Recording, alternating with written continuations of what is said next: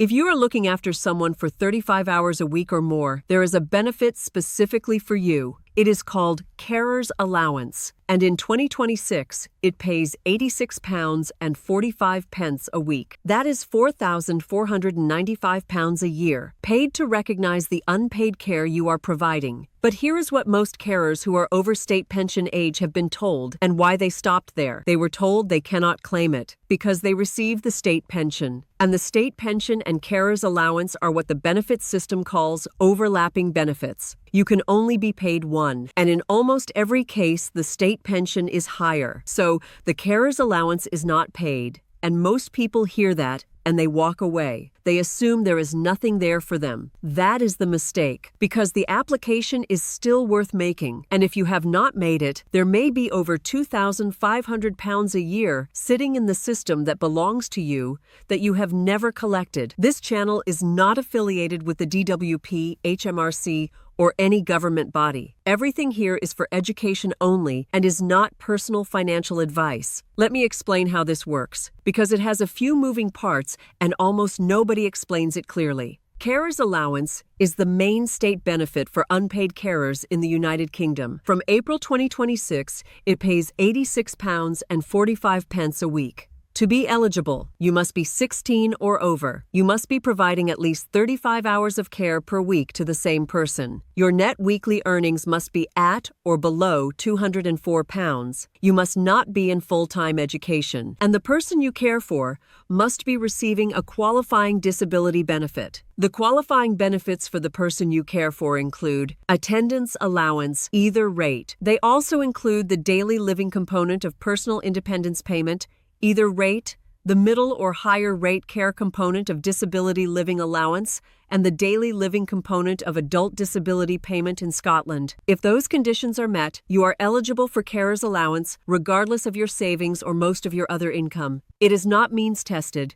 You do not need to be on a low income to claim it. But here is the overlapping benefit rule, and this is the part that stops most pensioner carers in their tracks. The benefits system has a rule that says, when two benefits serve a broadly similar purpose, replacing income or earnings, you can only be paid the higher one. Carer's allowance and state pension are both in this category. In almost every case, the state pension is higher than the carer's allowance rate of £86.45. So, if you receive the new state pension at its full rate of £241.30, your state pension is paid in full and carer's allowance is not paid on top of it. This is what most people are told, and most people stop there. What they are not told is that the DWP, when they assess your carer's allowance claim and find that the state pension overlaps, still assesses whether you meet all the other eligibility conditions. And if you do, they record something called an underlying entitlement. This is a formal finding by the DWP that you are a carer who meets all the rules, even though no cash is paid. And that underlying entitlement has real financial value, separate from the carer's allowance payment itself. Here's where the money is. If you have underlying entitlement to carer's allowance and you are on pension credit, or you apply for pension credit, the DWP can add what is called the Carer Addition to your pension credit award. The Carer Addition in 2026 to 2027 is £48.15 a week. That is £2,503.80 a year. This is paid on top of the standard pension credit guarantee credit. It is triggered by your underlying entitlement to carer's allowance. And it is missed by a very large number of pensioner carers who assumed that because they could not be paid carer's allowance, there was no point applying. Let me show you how this works with a published example. Rahila receives the full new state pension of £241.30 a week. She cares for her husband for more than 35 hours a week. Her husband receives attendance allowance at the higher rate. Rahila assumed that because her state pension was above the carer's allowance rate, there was nothing she could do. Rahila applies for carer's allowance anyway. The DWP assess her application, confirm that her state pension overlaps, and write to tell her that no cash carer's allowance will be paid. but they also confirm her underlying entitlement. Rahila then contacts the pension service and tells them about her underlying entitlement. Her pension credit award is recalculated to include the carer addition of £48.15 a week. That is over £2,500 a year of additional pension credit that she would never have received if she had never applied. And because Rahila is now receiving a higher level of pension credit that may also increase her council tax reduction and, if she rents, her housing benefit. The underlying entitlement is the key that unlocks the carer addition. The carer's allowance application is the only way to establish that key, which is why the advice from Carers UK, Age UK, and Citizens Advice is consistent. If you are a carer over state pension age who cares for 35 hours a week for someone on a qualifying disability benefit, apply for carer's allowance even if you are certain you will not be paid it. Now here is the part most people miss, and it is one of the most important warnings in this entire series. Before you or anyone else applies for carer's allowance, check what it will do to the person you care for. If the person you care for receives the severe disability addition in their pension credit, which is worth £86.05 a week, one of the conditions for that addition is that nobody is being paid carer's allowance for looking after them. If you establish underlying entitlement to carer's allowance, even without being paid it, the DWP may treat this as someone being entitled to carer's allowance in respect of their care, and the severe disability addition can be removed from their pension credit award. £86.05 removed, £48.15 added to you. The household could end up worse off. This does not always happen. The rules around whether underlying entitlement triggers the severe disability addition removal are complex, and there are circumstances where it does not, but the risk is real, and the calculation has to be done before any claim is made. The right first step is a full benefit check for the whole household, not just for the carer. Age UK's free advice line on 0800 678 1602, Citizens Advice on 0800 144 8848, and Carers UK on 0800 808 7777 can all help with this. Do not make the carer's allowance application until you know what it will do to both the carer and the person being cared for. Now let us cover the 3 other situations that this video needs to address, because the carer's allowance rules affect people in different ways, depending on their circumstances. The first situation is someone who is under state pension age, still working, and caring for someone. If your net weekly earnings are at or below £204 and you meet the other conditions, you can be paid carer's allowance in full. The earnings threshold is calculated after deducting income tax, national insurance, half of any pension contributions, and allowable expenses. If you are self-employed,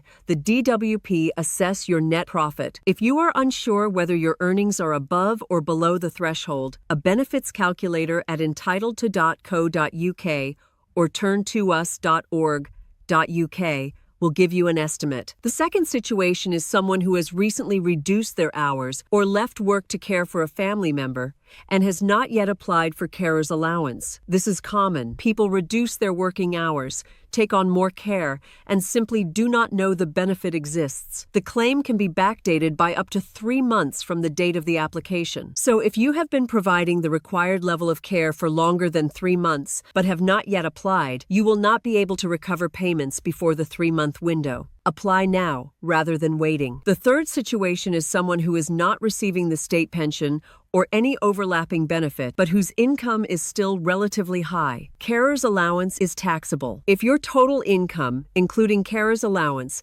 takes you above the personal allowance of £12,570 a year, you will pay income tax on the excess. This does not stop you claiming it, but it is worth being aware of. If you are not sure how carer's allowance will affect your tax position, the HMRC Income Tax Helpline on 0300 203 00 can advise. Let us also cover carer's credit, because this connects to everything we covered in Script 15 on national insurance gaps. If you care for someone for at least 20 hours a week, but you do not meet the 35-hour threshold for carer's allowance, or you do meet the threshold, but you cannot claim carer's allowance because of the overlapping benefit rule, you may still be eligible for carer's credit. This is a free national insurance credit that protects your state pension entitlement during years when you are not working and not paying NI contributions because of your caring responsibilities. It is not automatic. You have to apply for it separately at gov.uk, but it is free and it preserves your state pension record. Scotland has its own version of carer's allowance. It is called Carer Support Payment, and it is administered by Social Security Scotland rather than the DWP. The eligibility rules and the headline rate are the same as for the rest of the UK. New applications in Scotland from late 2024 onward go directly to Social Security Scotland. If you are in Scotland and you receive carer's allowance, you may also be eligible for the Carer's Allowance Supplement, which is a lump sum of £293.50 paid twice a year by Social Security Scotland on top of the standard rate. Check eligibility at MyGov Scot.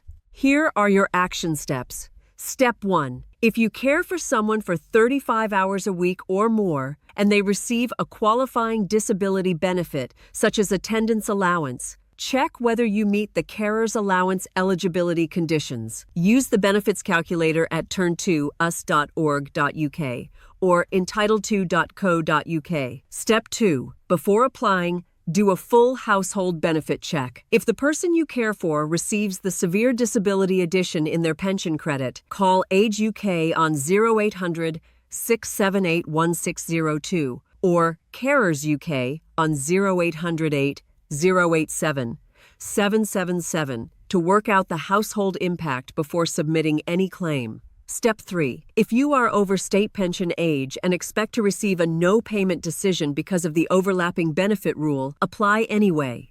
The underlying entitlement letter you receive is the document you need to claim the Carer Edition in your pension credit. That edition is worth £48.15 a week, over £2,500 a year. Step 4. Apply for carer's allowance online at gov.uk/carers allowance or by calling 0800 731 0297 to request a paper form. A claim can be backdated by up to 3 months. Step 5. If you care for someone but for fewer than 35 hours a week, or if you care for more than one person in different households, check your eligibility for carer's credit separately. That protects your state pension record for the years you are caring. £86.45 a week if you can be paid it. £2,500 a year through pension credit if you cannot. Either way, the application is worth making. And in the next video, we are going to look at something that most people assume only applies to them when they are very ill, but which can actually be claimed by millions of people managing a long-term condition, a disability, or simply the everyday challenges that come with getting older. The figures involved will surprise you.